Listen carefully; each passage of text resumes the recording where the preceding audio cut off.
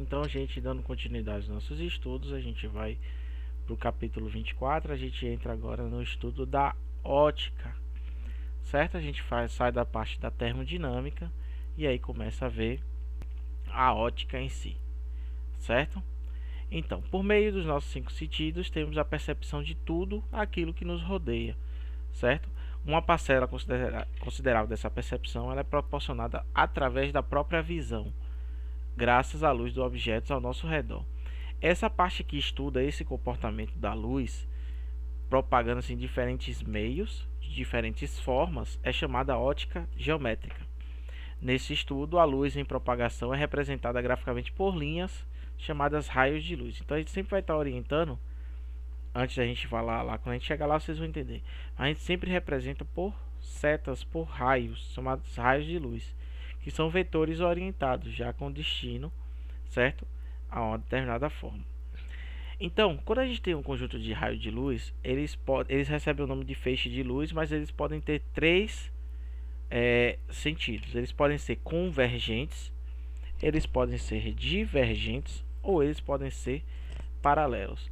Convergente, como o próprio nome já diz, eles convergem a um determinado ponto. É como se fosse um direcionamento a um determinado ponto. A gente vê muito isso nos reflexos, tá? Divergente é quando é o contrário, eu saio de um ponto e ele abre. No caso, por exemplo, a lâmpada é um efeito divergente. E o feixe de luz paralelo é aquele feixe ordenado já, onde a gente consegue seguir em uma linha reta, como se fosse um laser, por exemplo. A gente vai ver isso com calma, tudo com o passar do tempo. Uma fonte luminosa ela é pontual ou puntiforme, ou seja, tem uma forma de ponto, quando suas dimensões são desprezíveis em relação a qualquer substância. As distâncias que separam de outros corpos. Ela é extensa em caso contrário, certo? Quando ela tem o formato de ponto, ela é pontual, quando não é extensa. Um meio ele é transparente quando permite a propagação por distâncias consideráveis, segundo trajetórias bem definidas. Um objeto colocado no meio transparente ou atrás dele pode ser percebido com detalhes. A água e o vidro em pequenas espessuras são transparentes. Então a gente consegue ver de forma perfeita a sua parte do outro lado. Quando o meio não permite a propagação, a gente chama ele de opaco, porque a luz apenas bate e simplesmente fica. No meio transparente, esse feixe de luz, ele simplesmente transpassa, certo? Às vezes convergente, às vezes divergente, mas ele transpassa aquela superfície, certo? Como a gente vê aqui no exemplo, os raios de luz eles simplesmente tomam uma direção diferente, mas, por exemplo, no meio opaco ele bate aqui e fica, ele não dá sequência, até porque esse meio opaco ele absorve todo esse feixe de luz. Há também meios intermediários entre os dois citados, são chamados os translúcidos, certo? Ele absorve parte da luz e também dispersa outros. A luz atravessa esses meios seguindo trajetórias irregulares e mal definidas, de modo a não se perceberem os detalhes de um objeto colocado atrás de um meio translúcido. O vidro fosco e o papel vegetal são exemplos. A luz passa, mas você não consegue ver perfeitamente aquele objeto que esteja atrás desse meio, certo? Aí a gente entra no conceito da velocidade da luz. Vapores de sódio em incandescência emitem uma luz amarela. Moléculas ionizadas de hidrogênio emitem uma luz vermelha. Assim, conforme a fonte emissora, podemos ter diferentes tipos de luz. Cada um desses constitui uma luz chamada monocromática, ou seja, de apenas uma forma, uma cor. Há fontes que emitem simultaneamente dois ou mais tipos de luzes monocromáticas, e aí a gente tem uma policromática. A luz branca emitida pelo Sol e pelas lâmpadas comuns ela é policromática. Ela emite duas ou mais tipos de luzes monocromáticas. Qualquer que seja esse tipo de luz, sua velocidade de propagação no vácuo é igual a 300.000 km por segundo. Esse é o valor Esse valor é uma constante importante na física moderna, é chamada velocidade da luz, certo? No meio material, a velocidade da luz ela é menor que o vácuo e seu valor depende do tipo de luz que se propaga.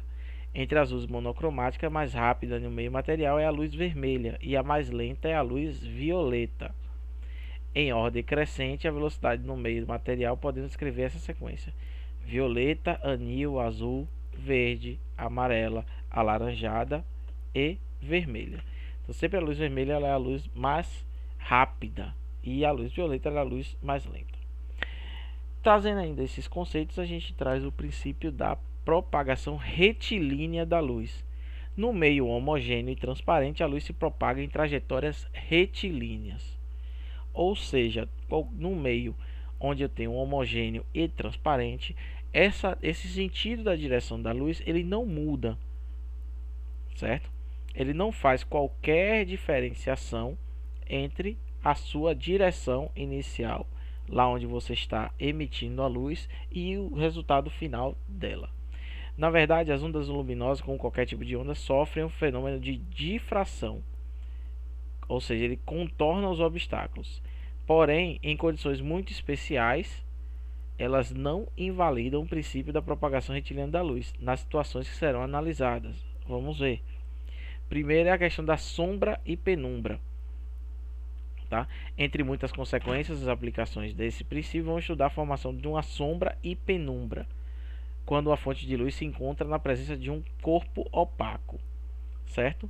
Numa fonte pontual, quando ela é um formato de ponto, ela forma uma sombra, a formação de sombra, que é uma região do espaço que não recebe luz de uma fonte em virtude da presença de um corpo opaco. Ou seja, naquele direcionamento, esse corpo opaco que está aqui, ele não deixa projetar luz para esse ponto aqui, onde a gente está vendo. Ele não deixa ter nenhuma propagação de luz para esse ponto, apenas a formação da chamada sombra. Então, ó, nesse direção antepara o objeto que recebe, a sombra projetada, tá? Então, toda essa região aqui em roxo que vocês estão vendo é a região de sombra, tá? Já quando a fonte é extensa, maior do que o objeto, a gente cria dois efeitos, a sombra e a penumbra.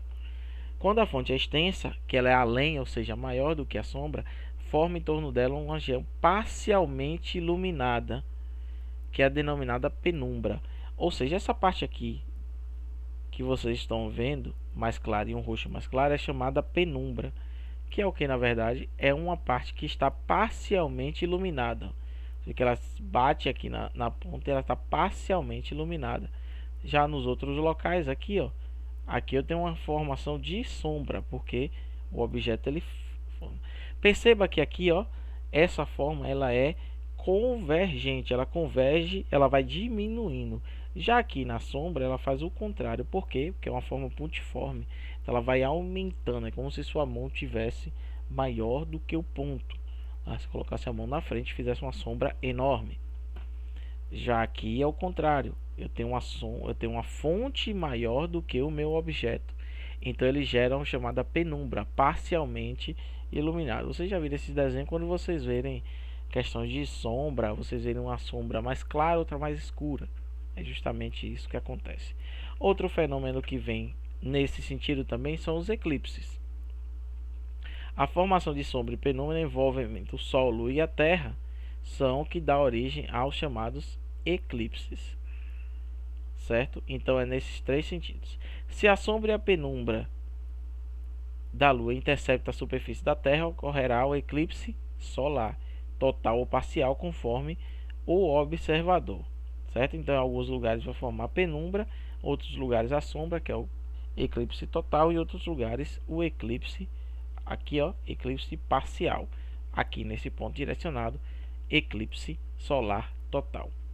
A luz solar tangenciada pela Terra, ou seja, a Terra entre o Sol e a Lua, certo? Determina uma região de sombra total na Lua.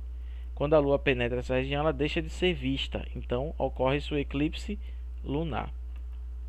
Quando a luz está entre o Sol e a Terra, existe eclipse solar. quando a Terra está entre o Sol e a Lua, existe o chamado eclipse lunar. Ok? Vou deixar esse textozinho aí por enquanto. Lembrando que vocês precisam, a partir de quarta-feira, as aulas vão ser postadas pela plataforma Plural. Se vocês ainda não têm o Plural, se vocês ainda não têm a chave de acesso ao Plural, procurem, tá? A secretaria do colégio através do seu WhatsApp, tá? Para que, deixa eu colocar até o número aqui para não ficar com dúvidas, para que vocês recebam a chave de acesso, porque a partir de quarta-feira vocês estarão apenas assistindo aula